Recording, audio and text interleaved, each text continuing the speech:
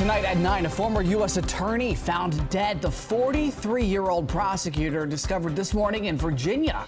What we know at this hour. Plus, a deadly police chase, an innocent driver killed, a child seriously hurt in Maryland overnight. We've got the latest from Prince George's County after this sudden tragedy. Cherry blossom craze as the blossoms near peak bloom. The festivities launch. We're live near where those annual events are kicking off.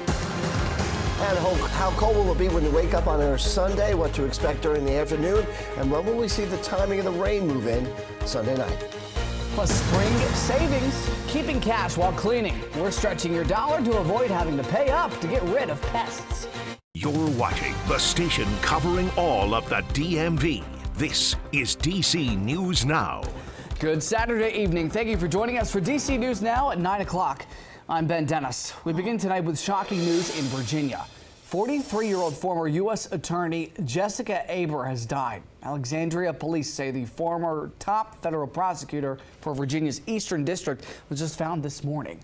Police say they were called to Beverly Drive near Russell Road for an unresponsive woman, later identified as Jessica Aber. She was nominated to be U.S. Attorney for Virginia's Eastern District by then-President Biden in 2021. She resigned before the start of the Trump administration. The cause of her death is unknown. The medical examiner's office is working to determine this. And current Eastern District U.S. Attorney saying he is beyond heartbroken beyond words. Quote, "We remain in awe of how much she accomplished in her all too brief time in this world. Her professionalism, grace, and legal acumen set the standard." Keep an eye on that story and this one as well. Tragedy overnight in Prince George's County. An innocent driver was killed, a child seriously hurt during a police chase. Prince George's County police say that a law enforcement partnering agency tried to pull a driver over, but they drove off, then crashing into an unrelated car at Belhaven Drive and Martin Luther King Jr. Highway in Landover. This happened around 7:30. The driver killed, a child seriously hurt inside of that car. They are expected to be okay.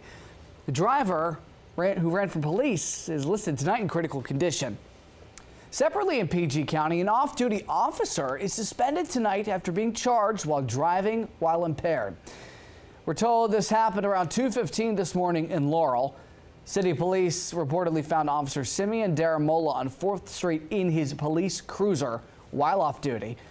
He's been with the force since 2023 and is assigned to the Patrol Bureau again, now suspended and given several DWI-related citations. But this next story could be disturbing to some viewers given the imagery. In Virginia, one man says somebody carved a swastika onto the hood of his Tesla. This happened in the courthouse area. Arlington police received a report for destruction of property. The driver telling our partners at Arlington Now this happened overnight Thursday into Friday. And Teslas have become targets of protests nationwide over CEO Elon Musk's efforts to gut the federal government. While police say there's no suspect description, they're asking anyone with information to reach out. Well, in the district, 15 alleged gang members were arrested by Border Patrol officials as the White House ramps up their mass deportation effort. Multiple agencies have worked together to conduct an operation in D.C. targeting suspected gang members involved in crime. 14 people are allegedly tied to the Venezuelan gang Tren de Aragua, one other person reportedly connected to MS-13. No word on where these arrests happened in D.C. or specific charges that may have been filed. All right, good news from the Vatican. Right now, Pope Francis is set to be released from the hospital tomorrow, pretty soon. The Pope has been battling what doctors said was a life-threatening case of pneumonia for the past month. They said he no longer needs a ventilation mask. Now, despite the improvement, we are told the Pope will need at least 2 months of rest and rehab at the Vatican as he recovers. Turning to your cherry blossoms, D.C. is turning pink and the buds are blooming. The annual National Cherry Blossom Festival is officially underway. DC News Now's Dave Laval joins us from the Tidal Basin, where the spring is coming into action. He's got more details. Dave, the buds are more than halfway to the peak bloom. Tell us more about the celebrations that have kicked off. Well, Ben, we can tell you a couple of the cherry blossom trees here on the south side of the Tidal Basin near the George Mason statue are already blooming. peak bloom is still expected to happen sometime next weekend. Right now, though, it's all about celebrating cherry blossoms. A full house filled the Warner Theater for tonight's opening ceremonies of the National Cherry Blossom Festival. The event is described as an artistic celebration of the 1912 gift of 3,000 trees from Japan to the U.S. and an annual tribute to the long-standing friendship between the two nations. Tonight's ceremony marked the first time these Japanese performers have ever taken the stage in D.C., and fans told us they could not be more thrilled. Felt so much love between the two cities, and I really look forward to this year's 113th celebration of the gift of friendship.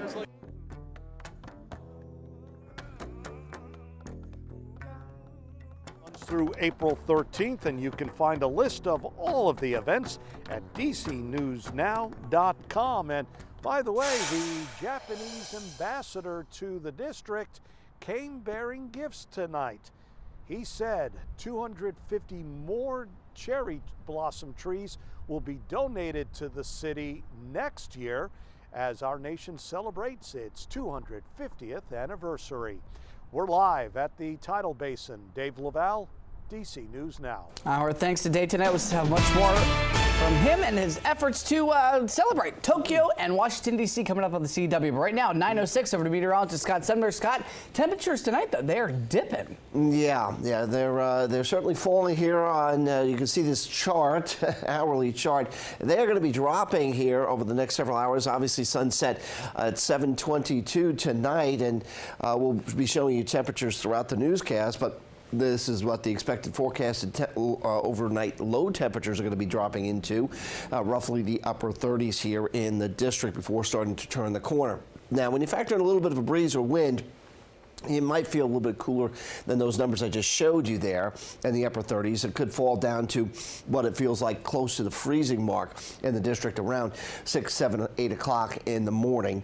Now, that leads us to the afternoon. Are we going to see a little bit of warmth here? Well, a little bit, yeah, as we get up towards the upper 40s around that lunch hour, lower 50s around 1 o'clock.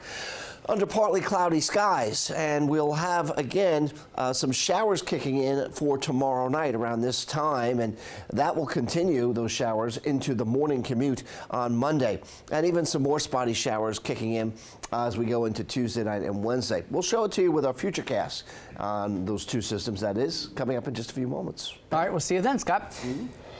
Continuing coverage, one Virginia school community is breathing a sigh of relief tonight after a missing teenager authorities said trespassed inside of a Fredericksburg high school was just found in New Jersey yesterday.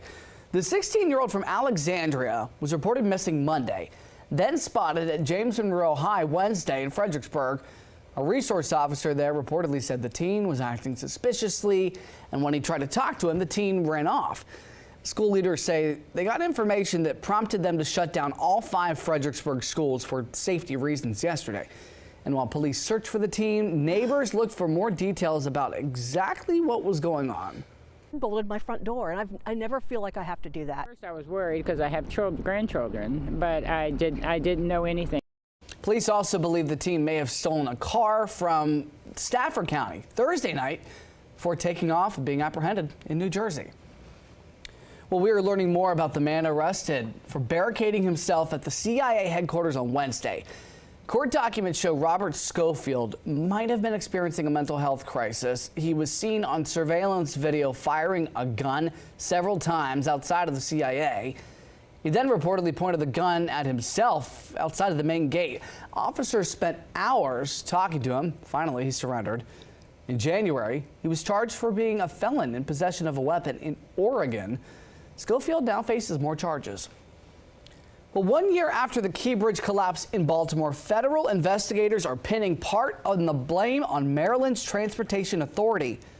The NTSB says that tragedy could have been prevented, and if leaders conducted a recommended vulnerability assessment on the bridge, they were instructed to do so back in 2009.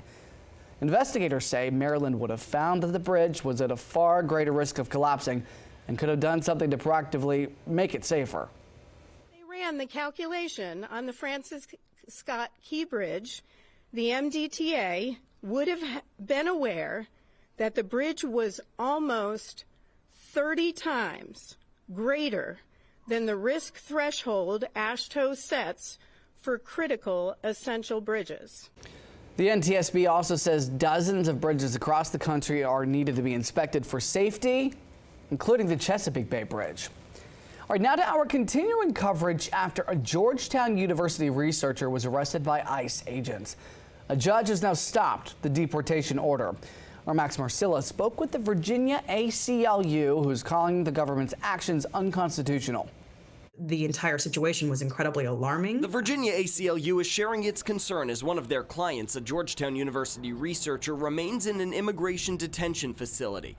Badr Khan Suri, detained by Homeland Security agents on Monday outside of his Arlington home. His attorneys writing it was based on his family connections and constitutionally protected free speech. It should be completely outrageous and disturbing to anybody in this country that, anyone based on their speech can be basically whisked away at night. Suri is a citizen of India but came to the U.S. in 2022 on a J-1 visa. He's married to an American-born Palestinian, both of whom have been vocal about their support of Palestine. Homeland Security Assistant Secretary Tricia McLaughlin accuses Suri of having close connections to a senior advisor to Hamas. Suri's attorneys say his wife's father is a former political advisor to the Prime Minister of Gaza. The idea that Dr. Suri is being punished because of somebody that he's related to his wife is pretty tenuous and very concerning. The university tells DC News Now in a statement it's not aware of Suri engaging in any illegal activity, saying, "We support our community members' rights to free and open inquiry, deliberation, and debate, even if the underlying ideas may be difficult, controversial, or objectionable." In a court filing from Thursday, Suri's wife writes, "I feel completely unsafe and can't stop looking at the door, terrified that someone else will come and take me and the children away as well." Max Marcilla reporting Suri's attorneys are trying to bring him back to Virginia to be closer to his wife, 3 children, and his legal team.